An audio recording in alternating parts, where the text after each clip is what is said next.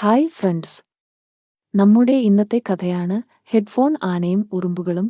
സുഹൃത്തുക്കളെ, പണ്ട് ഒരു കാട്ടിൽ പാട്ടുകൾ കേൾക്കാൻ ഒത്തിരി ഇഷ്ടപ്പെട്ട ഒരു ആനക്കുട്ടി ഉണ്ടായിരുന്നു. കാട്ടിൽ നടക്കുമ്പോഴും വേറെന്തു ചെയ്യുമ്പോഴും പോലും എപ്പോഴും അവനു ധരിക്കാനുള്ള ഒരു ജോഡി ഹെഡ്ഫോണുകൾ അവന്റെ പക്കൽ ഉണ്ടായിരുന്നു. ചുറ്റുപാടുമുള്ള മറ്റെല്ലാം അവഗണിച്ചുകൊണ്ട് അവൻ ഈണങ്ങൾ ആസ്വദിച്ചു നടന്നിരുന്നത്. ഒരു ദിവസം അവൻ ഒരു വഴിയിലൂടെ നടക്കുമ്പോൾ ഒരു വലിയ വെള്ളക്കെട്ട് കണ്ടു. രസകരമായിരിക്കുമെന്ന് കരുതി അവൻ അതിൽ ചാടി തെറിപ്പിച്ച് കളിക്കാൻ തീരുമാനിച്ചു. ആ സമയം കുളത്തിൽ നിന്ന് ഒരു ചെറിയ ഉറുമ്പ് വെള്ളം കുടിക്കുന്നത് അവൻ ശ്രദ്ധിച്ചില്ല. ആന വരുന്നത് കണ്ട ഉറുമ്പ് വഴിയിൽ നിന്ന് രക്ഷപ്പെടാൻ ശ്രമിച്ചെങ്കിലും ഏറെ വൈകിപ്പോയി. ആന ഉറുമ്പിനെ ചവിട്ടി തകർത്തു. ആ സംഭവം കണ്ട ഉറുമ്പിന്റെ മറ്റു കൂട്ടുകാർക്ക് വല്ലാത്ത ദേഷ്യം വന്നു. ആ ആനയെ ഒരു പാഠം പഠിപ്പിക്കാൻ അവർ തീരുമാനിച്ചു. അവർ ഉറുമ്പുകളുടെ ഒരു വലിയ സൈന്യത്തെ കൂട്ടി ആനയെ പിന്തുടർന്നു. ആന പറമ്പിലെത്തിയപ്പോൾ 4 ഭാഗത്തുനിന്നും ആനയെ അവർ ആക്രമിച്ചു. അവർ അവന്റെ തുമ്പിക്കൈ, ചെവി, കാലുകൾ, വാലും എന്നിവ കടിച്ചു. ആനയ്ക്ക് കടുത്ത വേദന അനുഭവപ്പെട്ട് അവയെ കുലുക്കി കളയാനുമൊക്കെ ശ്രമിച്ചെങ്കിലും അവ വളരെ കൂടുതലായിരുന്നു. അവൻ വേദനയോടെ നിലവിളിച്ചു, പക്ഷേ അവന്റെ ഹെഡ്ഫോൺ അപ്പോഴും ചെവിയിൽ ഉണ്ടായിരുന്നു. ഹെഡ്ഫോണ് താഴെയിട്ട് കരുണയ്ക്കായി യാചിക്കുന്നത് വരെ ഉറുമ്പുകൾ അവനെ കടിച്ചുകൊണ്ടിരുന്നു. അവസാനം ആന ആ ഹെഡ്ഫോൺ താഴെയിട്ടു അപേക്ഷിച്ചു. ഉറുമ്പുകൾ നിർത്തിയിട്ട് പറഞ്ഞു, നിങ്ങളെ വേദനിപ്പിച്ചതിൽ ഞങ്ങൾ ഖേദിക്കുന്നു. പക്ഷേ നിങ്ങൾ ആദ്യം ഞങ്ങളുടെ സുഹൃത്തിനെ വേദനിപ്പിച്ചു. നിങ്ങൾ എല്ലായ്പ്പോഴും ഹെഡ്ഫോൺ ധരിക്കരുത്. ബാക്കി എല്ലാം അവഗണിച്ചു നടക്കുന്നത് ശരിയല്ല. നിങ്ങൾ എവിടെ പോകുന്നു, ആരെയാണ് വേദനിപ്പിക്കുന്നത് എന്ന് നിങ്ങൾ ശ്രദ്ധിക്കണം. ചെറുതോ വലുതോ ആയ മറ്റു ജീവികളെ ബഹുമാനിക്കണം. ആന തന്റെ തെറ്റ് മനസ്സിലാക്കി ഉറുമ്പുകളോട് മാപ്പ് പറഞ്ഞു. അന്നുമുതൽ കൂടുതൽ ശ്രദ്ധയും ബഹുമാനവും നൽകുമെന്ന് അദ്ദേഹം വാഗ്ദാനം ചെയ്തു. അവർക്ക് ഇഷ്ടപ്പെട്ടാൽ തന്റെ സംഗീതം അവരുമായി പങ്കുവെക്കാമെന്നും അദ്ദേഹം വാഗ്ദാനം ചെയ്തു. ഉറുമ്പുകൾ അവന്റെ ക്ഷമാപണവും വാഗ്ദാനവും സ്വീകരിച്ചു. അവർ അതിനുശേഷം സുഹൃത്തുക്കളാകുകയും ഒരുമിച്ച് സംഗീതം കേൾക്കുകയും ചെയ്തു. പക്ഷേ അത് സുരക്ഷിതവും ഉചിതവുമാകുമ്പോൾ മാത്രമാക്കി. പരസ്പര വ്യത്യാസങ്ങളെയും കഴിവുകളെയും അഭിനന്ദിക്കാനും അവൻ പഠിച്ചു. എങ്ങനെയുണ്ട് ഈ കഥ കൂട്ടുകാരെ? അപ്പോൾ ഈ കഥയുടെ ധാർമ്മികത എന്താണെന്ന് മനസ്സിലായോ? നമ്മൾ എപ്പോഴും സ്വാർത്ഥരും അശ്രദ്ധരും ആയിരിക്കരുത്. നിങ്ങളുടെ ചുറ്റുപാടുകളെക്കുറിച്ചും മറ്റുള്ളവരുടെ വികാരങ്ങളെക്കുറിച്ചും ബോധവാനായിരിക്കുക. എല്ലാവരെയും ബഹുമാനിക്കുക. അവരുടെ വലിപ്പവും രൂപവും പരിഗണിക്കാതെ എല്ലാരെയും ബഹുമാനിക്കുക. പിന്നീട് ആരാണ് നിങ്ങളെ സഹായിക്കുകയോ ഉപദ്രവിക്കുകയോ ചെയ്യുകയെന്ന് നമ്മൾക്ക് ഒരിക്കലും അറിയാൻ പറ്റുന്നതല്ല. അപ്പോൾ എല്ലാരും ഈ കഥ ആസ്വദിച്ചുവെന്ന് കരുതുന്നു. നമുക്ക് അടുത്ത സ്റ്റോറിയിലേക്ക് പോകാം. ഇതുപോലെയുള്ള കൂടുതൽ വീഡിയോകൾക്കായി സബ്സ്ക്രൈബ് ബട്ടൺ അമർത്തുക. കൂടാതെ ലൈക്ക് ബട്ടൺ അമർത്തി ഈ വീഡിയോ ഇപ്പോൾ നിങ്ങളുടെ സുഹൃത്തുക്കൾക്ക് ഷെയർ ചെയ്ത് ആസ്വദിക്കൂ. ഹായ് ഫ്രണ്ട്സ്, നമ്മുടെ ഇന്നത്തെ കഥയുടെ പേര് ഒരു മാന്ത്രിക പൂവ്. പണ്ട് ഒരിടത്ത് പൂക്കളെ ഒത്തിരി സ്നേഹിച്ചിരുന്ന ലീല എന്നൊരു പെൺകുട്ടി ഉണ്ടായിരുന്നു. അവൾ എപ്പോഴും അവളുടെ പൂന്തോട്ടത്തിൽ നിന്ന് ഏറ്റവും മനോഹരമായ പൂക്കളെ തിരഞ്ഞെടുത്ത് അമ്മയ്ക്ക് പൂച്ചെണ്ട് ഉണ്ടാക്കും. അവളുടെ അമ്മയ്ക്ക് മകളെ ഓർത്ത് വളരെ സന്തോഷവും അഭിമാനവുമായിരുന്നു. ഒരു ദിവസം ലീല അവളുടെ പൂന്തോട്ടത്തിൽ ഒരു പുതിയ പുഷ്പം കണ്ടു. അത് പർപ്പിൾ പിങ്ക് നിറമായിരുന്നു. അത് സൂര്യനിൽ തിളങ്ങി നിന്നു. വളരെ മനോഹരമായ ഒന്ന്. ലൈലയ്ക്ക് കൗതുകമായി. അത് പറിച്ചെടുക്കാൻ അവൾക്ക് ആഗ്രഹമുണ്ടായിരുന്നു. പക്ഷേ അവൾ അതിലേക്ക് എത്തിയപ്പോൾ ആ പുഷ്പം അവളോട് പെട്ടെന്ന് സംസാരിക്കാൻ തുടങ്ങി. ദയവായി എന്നെ പറിച്ചെടുക്കരുത്, പുഷ്പം പറഞ്ഞു. ഞാനൊരു മാന്ത്രിക പുഷ്പമാണ്. ഞാൻ നിങ്ങൾക്ക് ഇഷ്ടമുള്ള ഏതൊരു ആഗ്രഹവും സാധിച്ചു തരാം. പക്ഷേ നിങ്ങൾ എന്നെ പറിച്ചെടുത്താൽ ഞാൻ മരിക്കും. കൂടെ എന്റെ മാന്ത്രികത ഇല്ലാതാകും. ലീലയ്ക്ക് ആശ്ചര്യവും അത്ഭുതവും തോന്നി. അവൾക്ക് എന്ത് ആഗ്രഹിക്കാം എന്ന് ആലോചിച്ചു. അവൾക്ക് ഒരു പുതിയ വസ്ത്രമോ അല്ലെങ്കിൽ ഒരു പാവയോ അല്ലെങ്കിൽ ഒരു ബൈക്കോ എന്ത് വേണമെങ്കിലും ആഗ്രഹിക്കാം. അങ്ങനെ അവൾ ആ പൂവിനെ നോക്കി പുഞ്ചിരിച്ചു. അതിനെ വെറുതെ വിടാൻ അവൾ തീരുമാനിച്ചു. എന്നെ ഒഴിവാക്കിയതിന് നന്ദി, പുഷ്പം പറഞ്ഞു. നിങ്ങൾ വളരെ ദയയും ബഹുമാനവും ഉള്ള ആളാണ്.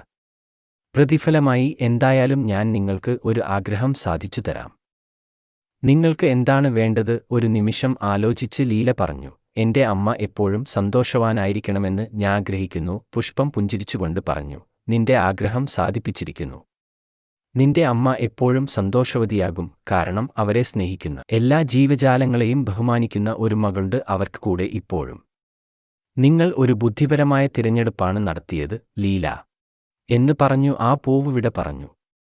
ഒരു വിത്ത് മാത്രം ബാക്കി അവശേഷിപ്പിച്ച് ആ പൂവ് വാടിപ്പോയി.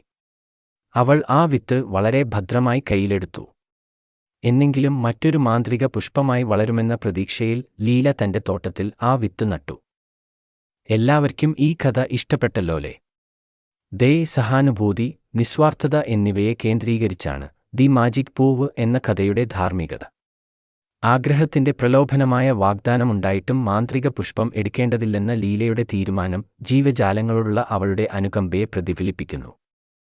വ്യക്തിപരമായ നേട്ടത്തേക്കാൾ പുഷ്പത്തിന്റെ ക്ഷേമത്തിന് മുൻഗണന നൽകുന്നതിലൂടെ ജീവിതത്തെ ബഹുമാനിക്കുകയും വിലമതിക്കുകയും ചെയ്യുന്നതിന്റെ പ്രാധാന്യം അവൾ പ്രകടമാക്കുന്നു.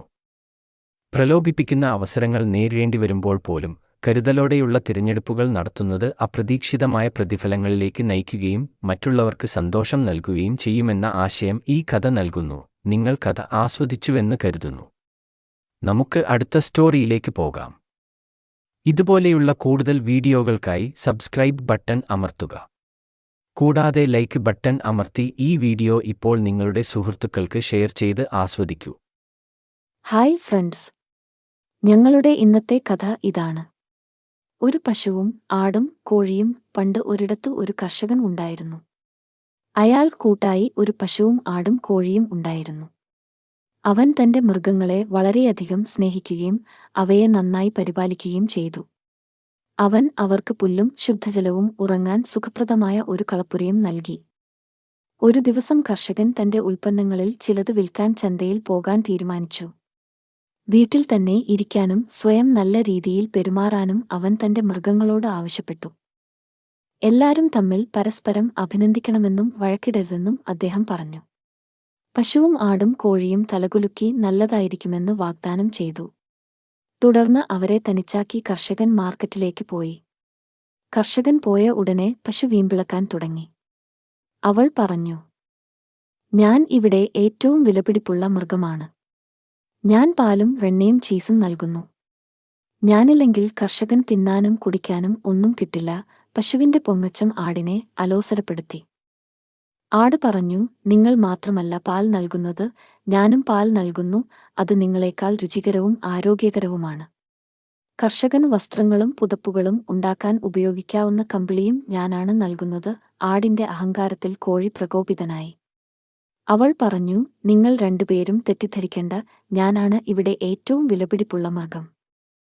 പ്രോട്ടീനാൽ സമ്പന്നവും രുചികരവുമായ മുട്ട ഞാൻ നൽകുന്നു. കർഷകൻ നല്ല വിലയ്ക്ക് വിൽക്കാൻ കഴിയുന്ന ഇറച്ചിയും ഞാൻ നൽകുന്നു." പശുവും ആടും കോഴിയും തർക്കിക്കാനും ബഹളമുണ്ടാക്കാനും തുടങ്ങി. അവരോരോരുത്തരും ഏറ്റവും മികച്ചതും പ്രധാനപ്പെട്ടതുമാണെന്ന് അവകാശപ്പെട്ടു. അവർ പരസ്പരം ശ്രദ്ധിച്ചില്ല, പരസ്പരം ബഹുമാനിച്ചില്ല. ഇതിനിടയിൽ വിശന്നു വലഞ്ഞ ഒരു കുറുക്കൻ ഫാമിലൂടെ കടന്നുകൂടി.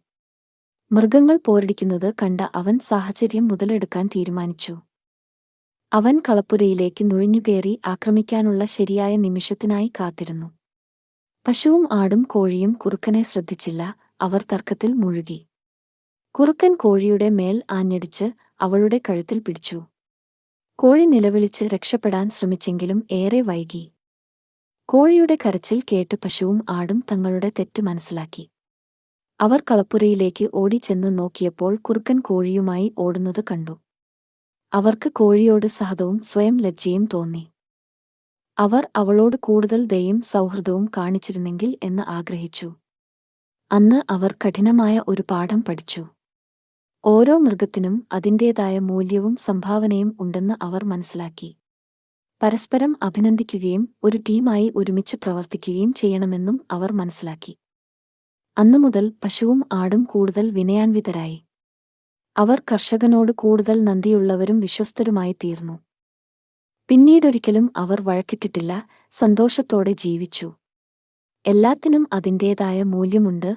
നമ്മൾ പരസ്പരം അഭിനന്ദിക്കുകയും ബഹുമാനിക്കുകയും വേണം എന്നതാണ് ഈ കഥയുടെ ധാർമ്മികത. എങ്ങനുണ്ട് കൂട്ടുകാരെ ഈ കഥ? എല്ലാവർക്കും ഇഷ്ടപ്പെട്ടല്ലോലേ? നിങ്ങൾ കഥ ആസ്വദിച്ചുവെന്ന് പ്രതീക്ഷിക്കുന്നു. നമുക്ക് അടുത്ത സ്റ്റോറിയിലേക്ക് പോകാം. ഇതുപോലെയുള്ള കൂടുതൽ വീഡിയോകൾക്കായി സബ്സ്ക്രൈബ് ബട്ടൺ അമർത്തുക. കൂടാതെ ലൈക്ക് ബട്ടൺ അമർത്തി ഈ വീഡിയോ ഇപ്പോൾ നിങ്ങളുടെ സുഹൃത്തുക്കൾക്ക് ഷെയർ ചെയ്ത് ആസ്വദിക്കൂ. ഹായ് ഫ്രണ്ട്സ്, ഞങ്ങളുടെ ഇന്നത്തെ കഥ ഇതാണ്. സലിം ഖാനും മാന്ത്രിക കണ്ണാടി. തന്റെ സിനിമകളിലൂടെ ആളുകളെ രസിപ്പിക്കാൻ ഇഷ്ടപ്പെട്ട ഒരു പ്രശസ്ത നടനായിരുന്നു സലിം ഖാൻ. അവൻ വളരെ കഴിവുള്ളവനും ജനപ്രിയനുമായിരുന്നു. പക്ഷേ അവനും ഒരു ന്യൂനത ഉണ്ടായിരുന്നു. അവൻ വളരെ അഭിമാനിയും അഹങ്കാരവുമായിരുന്നു. ലോകത്തിലെ ഏറ്റവും മികച്ച നടൻ താനാണെന്ന് അദ്ദേഹം കരുതി. തന്നെപ്പോലെ വിജയിക്കാത്ത മറ്റുള്ളവരെ അവഹേളിച്ചു. ഒരു ദിവസം ഒരു ആരാധകനിൽ നിന്ന് അദ്ദേഹത്തിന് ഒരു സമ്മാനം ലഭിച്ചു. സ്വർണ്ണ ചട്ടക്കൂടുള്ള മനോഹരമായ കണ്ണാടിയായിരുന്നു അത്. അയാൾ പൊതി തുറന്ന് കണ്ണാടിയിൽ നോക്കി. അവൻ പുഞ്ചിരിച്ചുകൊണ്ട് പറഞ്ഞു, "കൊള്ളാം, എന്തൊരു സുന്ദരമായ മുഖം. ഞാൻ സിനിമയുടെ രാജാവായതിൽ അതിശയിക്കാനില്ല." പക്ഷേ അത് പറയുന്നതിനിടയിൽ കണ്ണാടി പെട്ടെന്ന് ഉറക്കെ തിരിച്ചു പറഞ്ഞു, "നീ സിനിമയുടെ രാജാവല്ല, ആത്മാഭിമാനത്തിന്റെ രാജാവാണ്. നിങ്ങൾക്ക് നിങ്ങളല്ലാതെ മറ്റാരോടും ബഹുമാനമില്ല. നിങ്ങൾ ഒരു പാഠം പഠിക്കേണ്ടതുണ്ട്." സലിം ഖാൻ ഞെട്ടി, പേടിച്ചു. കണ്ണാടി വലിച്ചെറിയാൻ ശ്രമിച്ചെങ്കിലും അത് കയ്യിൽ കുടുങ്ങി. അതിൽ നിന്ന് മുക്തി നേടാനായില്ല. കണ്ണാടി പറഞ്ഞു, "നിങ്ങളുടെ മനോഭാവം മാറുന്നതുവരെ നിങ്ങൾ പോകുന്നിടത്തെല്ലാം എന്നെ കൊണ്ടുപോകേണ്ടിവരും. നിങ്ങൾ ആരെയെങ്കിലും കണ്ടുമുട്ടുമ്പോഴെല്ലാം അവരുടെ യഥാർത്ഥ മൂല്യവും നിങ്ങളുടെ യഥാർത്ഥ മൂല്യവും ഞാൻ കാണിക്കും." സലിം ഖാൻ വളരെ ദേഷ്യവും നാണക്കേടുമായി. തന്റെ എല്ലാ സിനിമാ ചിത്രീകരണങ്ങളും പൊതുപരിപാടികളും റദ്ദാക്കേണ്ടി വന്നു. കണ്ണാടി പരിഹസിക്കാതെ അയാൾക്ക് വീട്ടിൽ നിന്ന് പുറത്തിറങ്ങാൻ പോലും കഴിഞ്ഞില്ല. താൻ കണ്ടുമുട്ടിയ ആളുകളുടെ നല്ല ഗുണങ്ങളും നേട്ടങ്ങളും കണ്ണാടി കാണിക്കുകയും സ്വന്തം കുറവുകളും പരാജയങ്ങളുമായി താരതമ്യം ചെയ്യുകയും ചെയ്യും. ഉദാഹരണത്തിന്, ഒരു പാവപ്പെട്ട വഴിയോര കച്ചവടക്കാരനെ കണ്ടുമുട്ടിയപ്പോൾ കച്ചവടക്കാരൻ എത്രമാത്രം ഉദാരനും ദയയും ഉള്ളവനാണെന്നും തന്റെ സമ്പാദ്യം ഒരു അനാഥാലയത്തിന് സംഭാവന ചെയ്തെങ്ങനെയെന്നും കണ്ണാടി കാണിച്ചുകൊടുത്തു. സലിം ഖാൻ എങ്ങനെ സ്വാർത്ഥനും അത്യാഗ്രഹിയുമാണ്. ആഡംബരങ്ങൾക്കും സുഖഭോഗങ്ങൾക്കും വേണ്ടി അവൻ തന്റെ പണം പാഴാക്കിയതെങ്ങനെയെന്ന് കണ്ണാടി അയാൾക്ക് കാണിച്ചുകൊടുത്തു. ഒരു യുവ ആരാധകനെ കണ്ടുമുട്ടിയപ്പോൾ ആരാധകൻ എങ്ങനെ കഴിവുള്ളവനും ആവേശഭരിതനുമാണെന്ന് കണ്ണാടി കാണിച്ചുകൊടുത്തു. ഒരു നടനാകാനുള്ള തന്റെ സ്വപ്നങ്ങൾ പിന്തുടരാൻ അവൻ എങ്ങനെ കഠിനമായി പരിശ്രമിച്ചു എന്നും. സലിം ഖാൻ എങ്ങനെ മടിയനും സംതൃപ്തനുമാണെന്ന് കണ്ണാടി അദ്ദേഹത്തിന് കാണിച്ചുകൊടുത്തു. കൂടാതെ അദ്ദേഹം തന്റെ പ്രശസ്തിയും ഭാഗ്യവും എങ്ങനെ നിസ്സാരമായി കാണുന്നു എന്നും. ഒരു വൃദ്ധയെ കണ്ടുമുട്ടിയപ്പോൾ ആ സ്ത്രീ എങ്ങനെ ജ്ഞാനിയും എളിമയും ഉള്ളവളാണെന്നും അവൾ എങ്ങനെ സേവനത്തിലും കൃതജ്ഞതയോടെയും ജീവിച്ചുവെന്നും കണ്ണാടി കാണിച്ചുകൊടുത്തു. സലിം ഖാൻ എങ്ങനെ വിഡ്ഢിയും അഹങ്കാരിയും ആണെന്നും അഹങ്കാരവും മായയും നിറഞ്ഞ ഒരു ജീവിതം അദ്ദേഹം എങ്ങനെ നയിച്ചുവെന്നും കണ്ണാടി അയാൾക്ക് കാണിച്ചുകൊടുത്തു. സലിം ഖാന് വളരെ ലജ്ജയും സങ്കടവും തോന്നി. ആളുകളുടെ രൂപവും നിലയും നോക്കി വിലയിരുത്തുന്നത് എത്ര തെറ്റാണെന്ന് അയാൾ തിരിച്ചറിഞ്ഞു. എല്ലാവരെയും ബഹുമാനിക്കുകയും അവരുടെ കഴിവുകളെയും സദ്ഗുണങ്ങളെയും അഭിനന്ദിക്കുകയും ചെയ്യേണ്ടത് എത്ര പ്രധാനമാണെന്ന് അദ്ദേഹം മനസ്സിലാക്കി. തെറ്റുകൾ തിരുത്തി ഒരു നല്ല മനുഷ്യനാകാൻ കഴിയട്ടെ എന്ന് അവൻ ആഗ്രഹിച്ചു. തന്റെ വാക്കുകളിലൂടെയും പ്രവൃത്തിയിലൂടെയും പലരെയും താൻ വേദനിപ്പിച്ചതും എല്ലാം അവൻ തിരിച്ചറിഞ്ഞു. താൻ വേദനിപ്പിച്ചതുമായ എല്ലാവരോടും ക്ഷമ ചോദിക്കാൻ അദ്ദേഹം തീരുമാനിച്ചു. കണ്ണാടി തന്നോട് ക്ഷമിക്കുമെന്നും തന്റെ ശാപത്തിൽ നിന്ന് മോചിപ്പിക്കുമെന്നും അവൻ പ്രതീക്ഷിച്ചു. അവൻ കണ്ണാടിയുടെ അടുത്ത് ചെന്ന് പറഞ്ഞു, "കണ്ണാടി, കണ്ണാടി, ഇത്രയും അഹങ്കാരവും മര്യാദകേടും കാണിച്ചതിൽ ക്ഷമിക്കണം. ഞാൻ എന്റെ പാഠം പഠിച്ചു. എനിക്ക് മാറാൻ ആഗ്രഹമുണ്ട്. ദയവായി ഞാൻ പോയി എനിക്ക് മറ്റൊരു അവസരം നൽകണം." കണ്ണാടി ഒരു നിമിഷം നിശബ്ദനായി. എന്നിട്ട് അത് പറഞ്ഞു, "സലിം ഖാൻ, അത് കേട്ടതിൽ എനിക്ക് സന്തോഷമുണ്ട്. നിങ്ങൾ യഥാർത്ഥ പശ്ചാത്താപവും ആത്മാർത്ഥതയും പ്രകടിപ്പിച്ചു. നിങ്ങളുടെ സ്വാതന്ത്ര്യവും വീണ്ടെടുപ്പും നിങ്ങൾ നേടി. പോയി ഒരു നല്ല നടനും നല്ല മനുഷ്യനുമാകൂ." കണ്ണാടി അവന്റെ കയ്യിൽ നിന്ന് അപ്രത്യക്ഷമാവുകയും ഒരു കുറിപ്പ് അവശേഷിപ്പിക്കുകയും ചെയ്തു. "ഇത് നിങ്ങളുടെ യഥാർത്ഥ ആരാധകനിൽ നിന്നുള്ള സമ്മാനമാണ്. നിങ്ങൾ നിങ്ങളുടെ ഏറ്റവും മികച്ച പതിപ്പാകണമെന്ന് ആഗ്രഹിച്ചു. ഓർക്കുക, സന്തോഷവും യോജിപ്പും നിറഞ്ഞ ജീവിതത്തിന് പരസ്പര ബഹുമാനം ആവശ്യമാണ്. സന്തോഷകരവും യോജിപ്പുള്ളതുമായ ജീവിതത്തിന് പരസ്പര ബഹുമാനം അനിവാര്യമാണ് എന്നതാണ് കഥയുടെ ധാർമ്മികത." വിനയത്തിന്റെ പ്രാധാന്യം, മറ്റുള്ളവരിലെ മൂല്യം തിരിച്ചറിയൽ, വ്യക്തിപരമായ വളർച്ചയ്ക്കും നല്ല ബന്ധങ്ങൾക്കും അഹങ്കാരവും അഹന്തയും മറികടക്കേണ്ടതിന്റെ ആവശ്യകതയും ഇത് നമ്മെ പഠിപ്പിക്കുന്നു. എങ്ങനുണ്ട് കൂട്ടുകാരെ ഈ കഥ? അവസാനം നിങ്ങൾ കഥ ആസ്വദിച്ചുവെന്ന് പ്രതീക്ഷിക്കുന്നു. നമുക്ക് എങ്കിൽ അടുത്ത സ്റ്റോറിയിലേക്ക് പോകാം. ഇഷ്ടപ്പെട്ടെങ്കിൽ ഇതുപോലെയുള്ള കൂടുതൽ വീഡിയോകൾക്കായി സബ്സ്ക്രൈബ് ബട്ടൺ അമർത്തുക. കൂടാതെ ലൈക്ക് ബട്ടൺ അമർത്തി ഈ വീഡിയോ ഇപ്പോൾ തന്നെ നിങ്ങളുടെ സുഹൃത്തുക്കൾക്ക് ഷെയർ ചെയ്ത് ആസ്വദിക്കൂ.